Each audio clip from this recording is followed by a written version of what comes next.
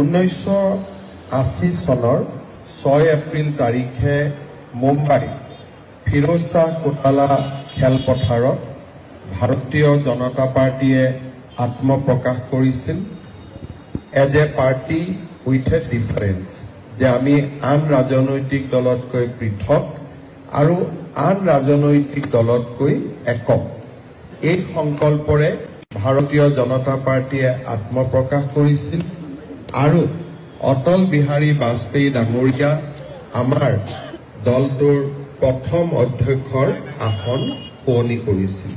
भारत के पश्चिमी घाट को मंडित करने वाले महासागर के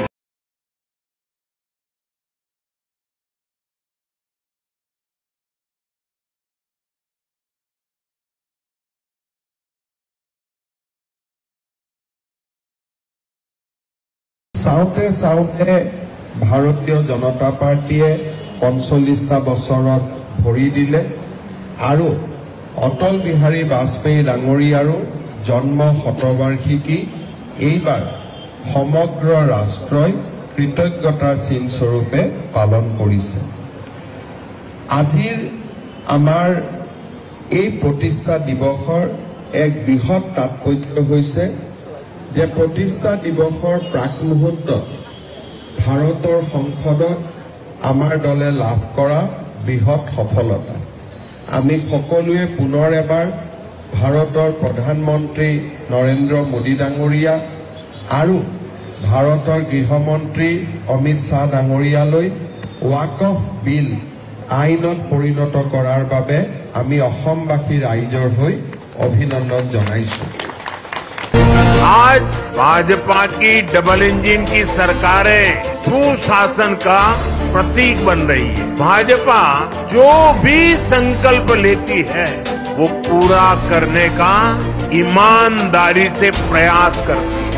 आज देश के लोग कह रहे हैं कि भाजपा सुशासन की गारंटी है।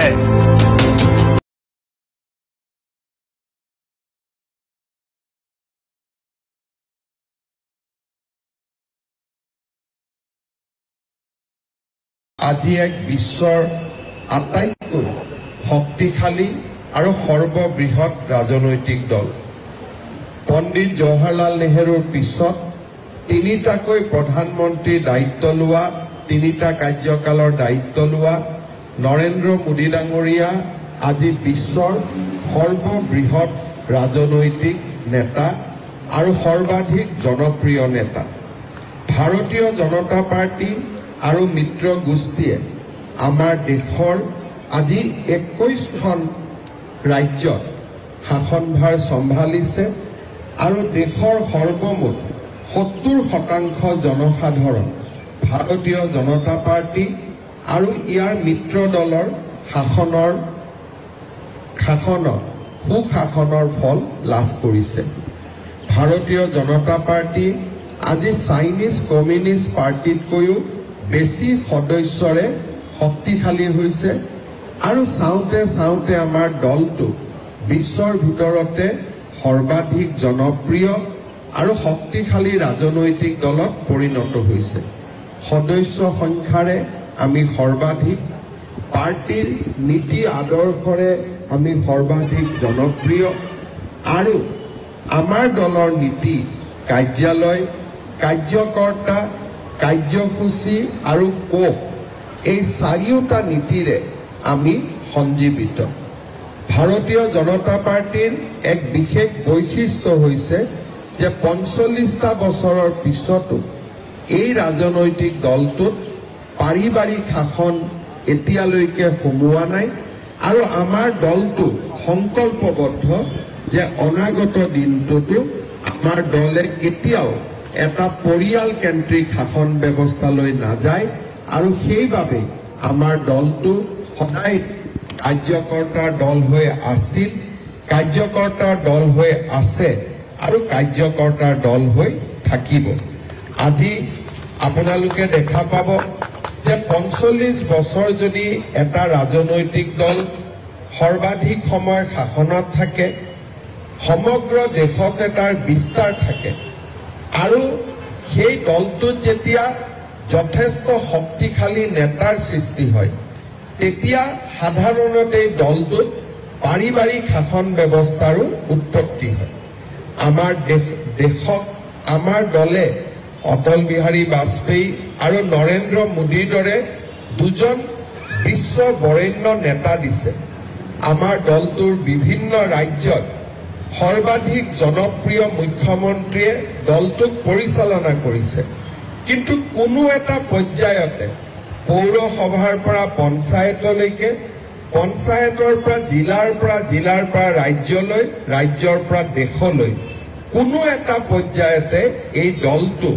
কোনো এটা পৰিয়ালৰ ওচৰত আজিলৈকে মূৰ দৌৰোৱা নাই আৰু সকলোৱে কাৰ্যকৰ্তা হিচাপে কাম কৰি আছে আৰু এটা পৰিয়ালৰ শাসন ব্যৱস্থা কতোৱেই আমি আৰম্ভ হ'ব দিয়া নাই আজি যি সময়ত পণ্ডিত নেহেৰু ইন্দিৰা গান্ধীৰ দৰে নেতাই কংগ্ৰেছক এটা পৰিয়ালৰ দললৈ ৰূপান্তৰ কৰিছিল আমাৰো যদি নেতা লালকৃষ্ণ আদৱানী বা অটল বিহাৰী বাজপেয়ীয়ে যদি সিদ্ধান্ত ললেহেঁতেন নৰেন্দ্ৰ মোদী ডাঙৰীয়া অমিত শ্বাহ ডাঙৰীয়াই যদি সিদ্ধান্ত ললেহেঁতেন যে বিজেপিও এটা ফেমিলি ডমিনেটেড পাৰ্টি হ'ব সেয়া হয়তো সম্ভৱ হ'লহেঁতেন কিন্তু দেশমাতৃৰ প্ৰতি থকা আদৰ্শ ভাৰত মাতৃৰ কল্যাণৰ বাবে সেৱাত উৎসৰ্গিত আৰু ৰাষ্ট্ৰীয় স্বয়ংসেৱক সংঘৰ আদৰ্শৰে প্ৰেৰিত এই দলটোৱে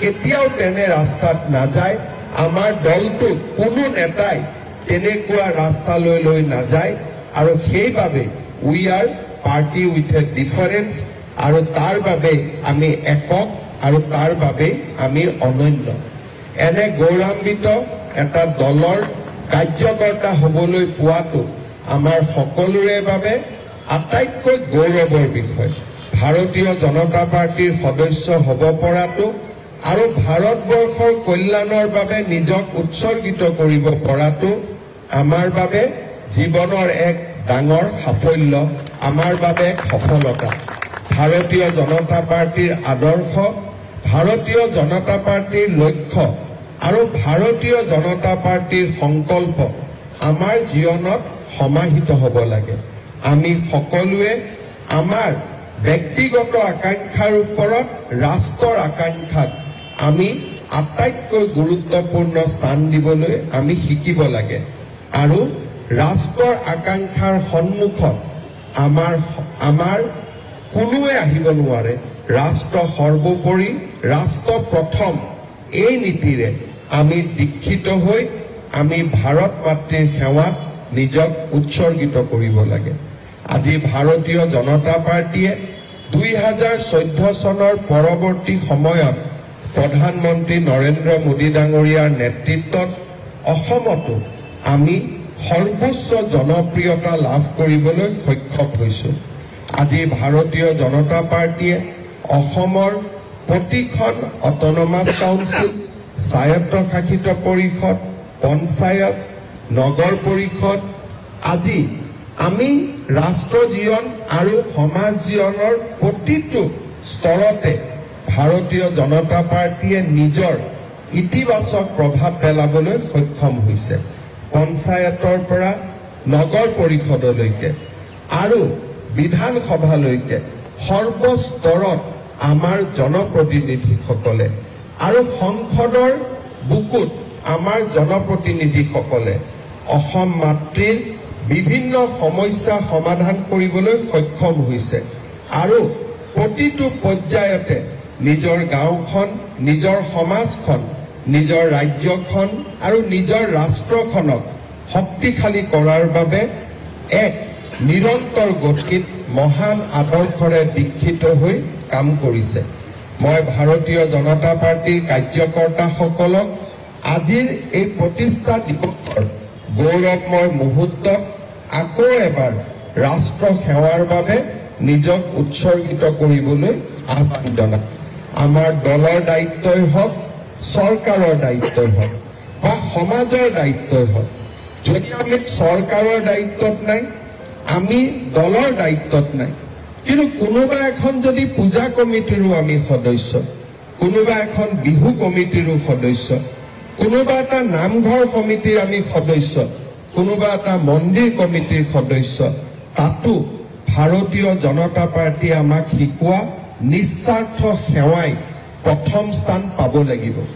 মানুহে গম পাব লাগিব যে এই মানুহজন ভাৰতীয় জনতা পাৰ্টীৰ, আৰু সেইকাৰণে এই মানুহজন একক, এই মানুহজন অনন্য, তেওঁ আনতকৈ পৃথক।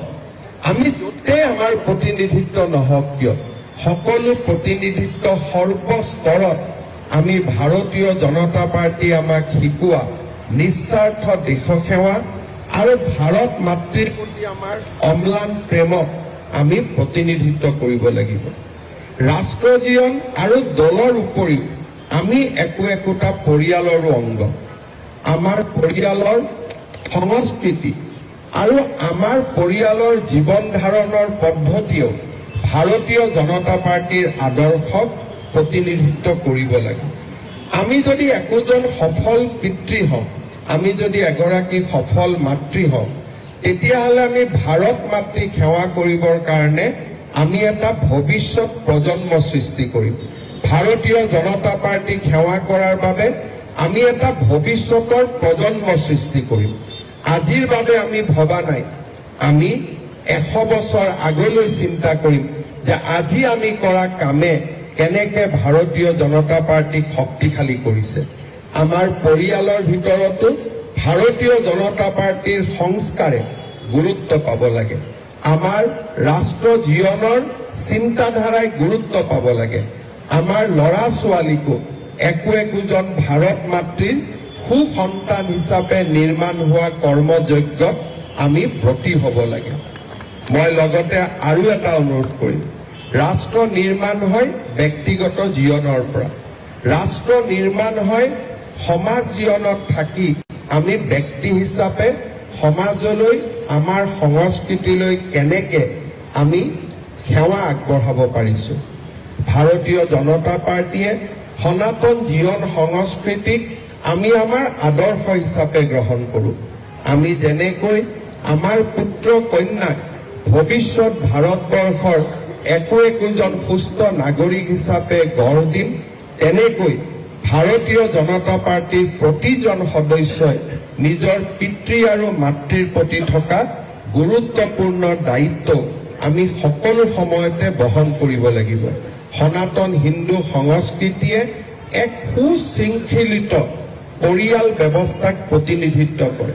ভাৰতীয় জনতা পাৰ্টীৰ এজন কাৰ্যকৰ্তাই যেতিয়া নিজৰ পিতৃ মাতৃক সেৱা কৰিব, পুত্ৰ কন্যাক এজন সুদক্ষ ভাৰত মাতৃৰ সন্তান হিচাপে নিৰ্মাণ কৰিব, সিয়ে অজস্ৰজনক প্ৰেৰণা জনাব, সি অজস্ৰজনক আগুৱাই যাবলৈ শক্তি দিব। প্ৰধানমন্ত্ৰী নৰেন্দ্ৰ মোদী ডাঙৰীয়াৰ জীৱনে আমাক বহু কথা শিকায়।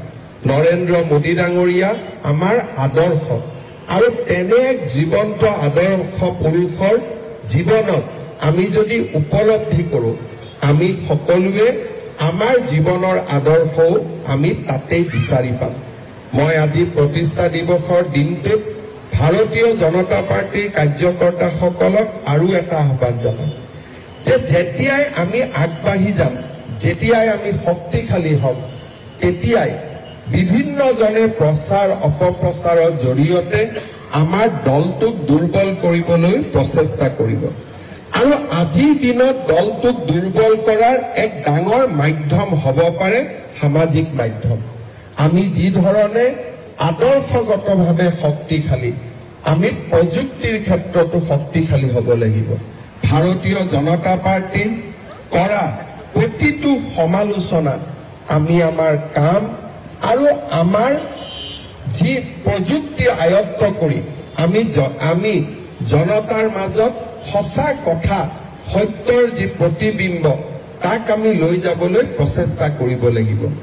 আজি ভাৰতীয় জনতা পাৰ্টীৰ সফলতা, ৰাম মন্দিৰৰ সফলতা, ই এক মন্দিৰ নিৰ্মাণ নহয়, 500 বছৰৰ গোলামীৰ পৰা আমি মুক্ত হোৱাৰ ৰাম মন্দিৰ এক উজ্জ্বল নিদৰ্শন।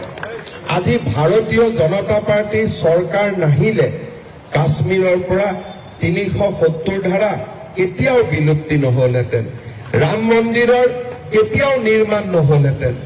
আজি ভাৰতীয় জনতা পাৰ্টীৰ চৰকাৰ নহলে ট্ৰিপল তালাক বিলুপ্তিৰ জৰিয়তে সংখ্যালঘু মহিলাসকলে কেতিয়াও ন্যায় নাপালেহেঁতেন।